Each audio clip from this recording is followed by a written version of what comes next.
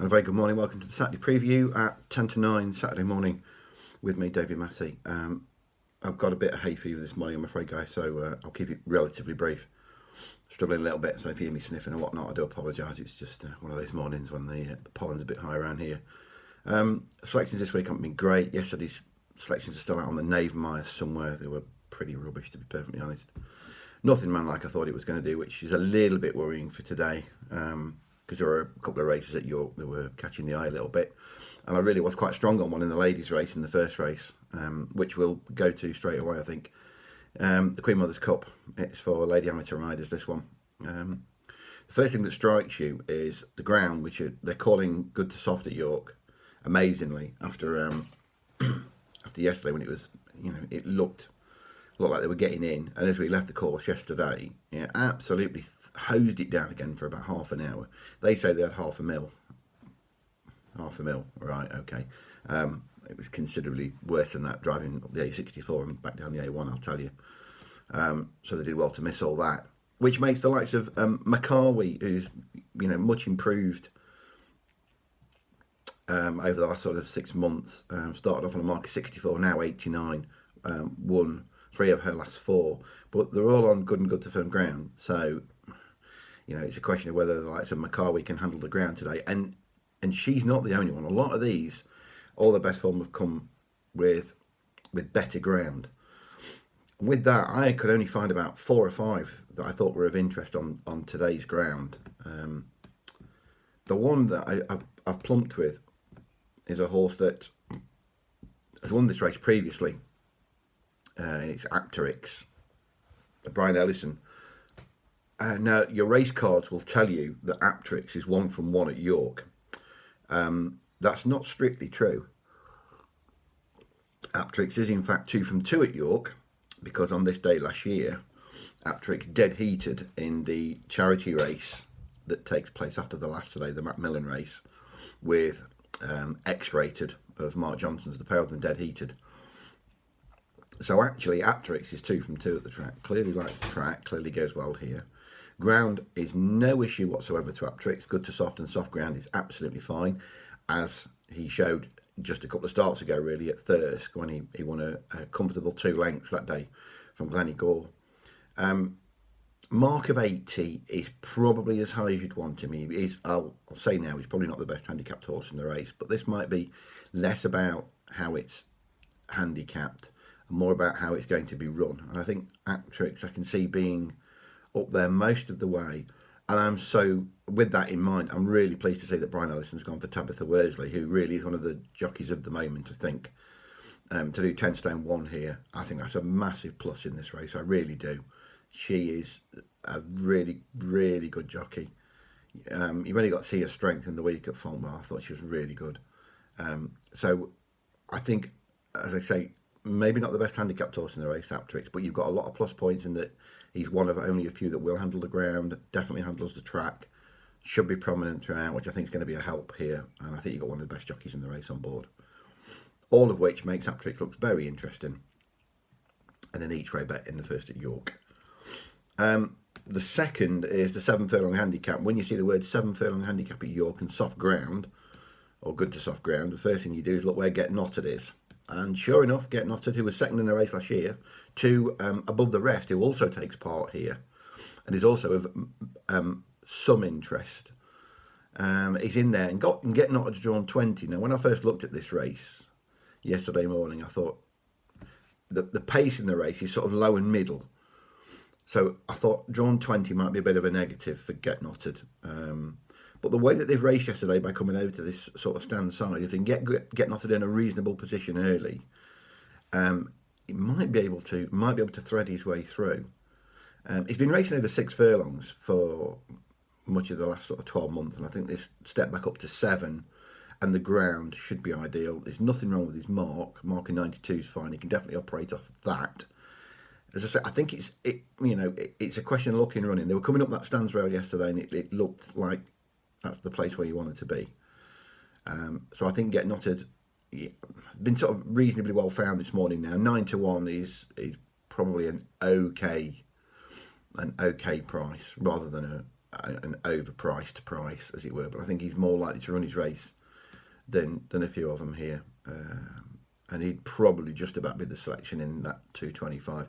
I did mention Above the Rest, he won it last year. Just not, he has got a piece of form on good to soft to his name, and I just think he's a little bit better with better ground. Although it was a good run at Thirst last week. It was last week, I should say, last month. It was quite eye catching, and it did sort of signify that it was coming back to form. So Above the Rest, drawn 19, right next door to Get Knotted. Would it be the biggest surprise if they were the 1-2 again this year? Probably not. Probably not.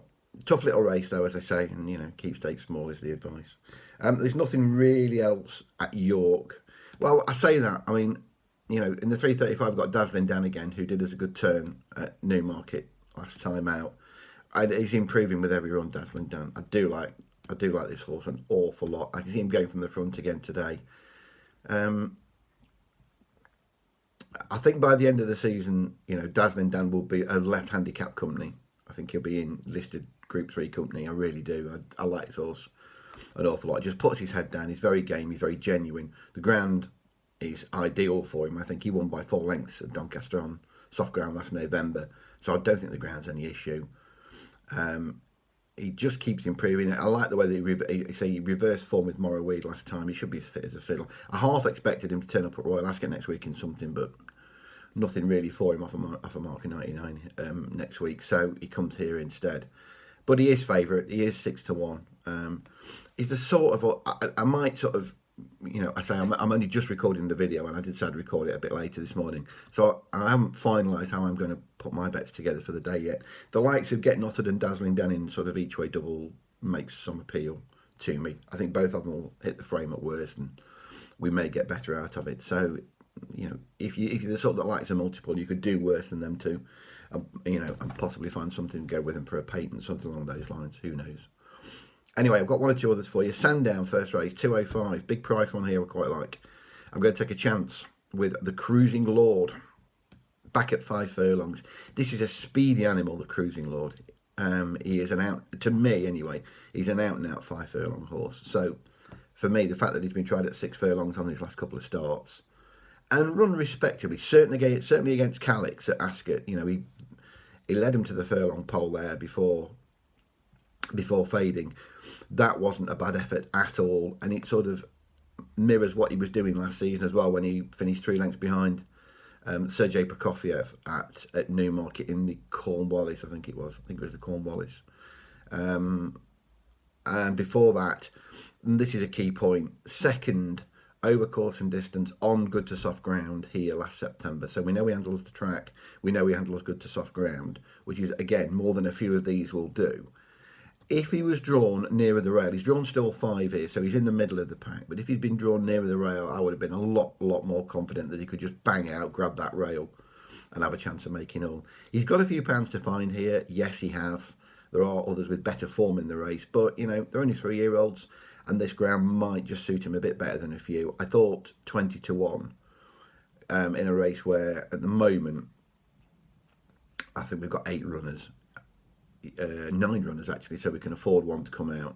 I thought that was worth a small each way investment, the Cruising Lord, as I say, in a race where there are question marks against a few of those at the front of the field on this ground. And with that, that's the sort of point I'm trying to make. There are question marks against the others. So the Cruising Lord back at 5 on a track that we know he handles is worth a small each way bet. And a couple of Hexham for you to look at as well. First race, 2:15, is it's a 0-100 handicap chase. I would have Sleeping First, clear favourite for this. I know he's 13 years old, but you can see exactly where they're going with this horse. He wins when he gets down to a mark of 100. His last 2 wins have both come off 100. He's off 100 today. He's at a track he likes. And again, one of only, as I can see, probably 2 horses in the race that will handle the ground. I think that's going to be a key point today. You just need horses that handle some cut in the ground wherever you're going. And Sleeping First certainly does. Ran perfectly well at Hexham last time. That was over hurdles. That was a warm-up for this. You could tell he'd been off since October. That was his first one for about 8 months. With that under his belt, he'll be fitter here. Brian Hughes in the saddle again, knows the horse really well. He's won on him a couple of times. I just thought Sleeping First should be. I think he's a little bit better class than these. He's sort of a class 4.5 animal. So I think he'll out, despite the fact that he's 13 years old. You know, you've got the likes of Kitty Fisher and Black Kettle who've got form. Kitty Fisher, an easy winner over 2-4 here last time, on good to soft ground. Whether the drop back to 2 mile is in Kitty Fisher's favour, I've got a question mark against that. It didn't lead till fairly late on that day. It was between the last two. So I've got question marks against Kitty Fisher, and I just thought Sleeping First might be able to just outclass these.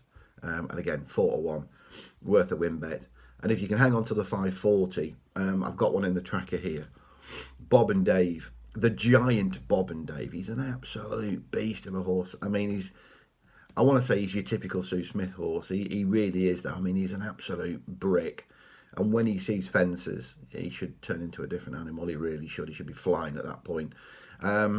He showed promise in a couple of novice hurdles here at Hexham. He's been in the frame a couple of times. Didn't finish his race off at Southall. He went off a 20-1 chance that day. It was a tougher race than this, though, I would say. It was a harder race than this. This is a bit easier. The handicap has dropped him 3. I don't think he'll have a problem with the ground. I mean, he's such a big animal. All he is a galloper. And when you look at his breeding, you know, he's Brian Brew out of a Turtle Island mare. It sort of screams soft ground really at you a bit. So I thought Bob and Dave in the last... I was looking forward to taking on Wazowski here at a short price, because Wazowski had the form in the book, but he is not the sort of horse that you want to be backing at 6-4 and below. They've now put Think Ahead in as favourite at 6-5. That looks awfully short to me. It really does. Yeah, it was a better run at Cartmel, but previous to that, you know, it pulled up in 3 starts, so you wouldn't trust the animal to put it in again. If Bob and Dave, who will probably go off in front here, can just finish his race off a bit better, I think he might be able to hold these at bay today. I think he's got a good chance. So there we go. What's the best bet out of all that lot? Well, it was going to be Apteryx, as I say, but my York selections yesterday were so awful that it sort of worried me a little bit. I think Sleeping First in that first at Hexham will take all the beating. That dropping grade today, I think we'll see him back home in front and see the old boy win one, win another at the age of 13. There we go. So best of luck with all your bets today. I'll be back on Tuesday. Now, next week's going to be tight for time. It's Royal Ascot. I am working there all week. I'll be in the Silver, wherever. So if you're at Ascot next week, you know, I'm working for the Alan Bennett firm. Come and dig me out. Come and say hello. I know a lot of you go down to Royal Ascot. So it's going to be tight for time next week. I'm saying that, of course, I've got Sunday and Monday to have a look at Tuesdays and Wednesdays cards. So, you know, hopefully if I can get ahead of the game a little bit and get some selections up, then we will be doing it. We've already backed Kinrin each way anyway for the Royal Hunt Cup. Right, guys, have a great weekend. I'll see you at Royal Ascot.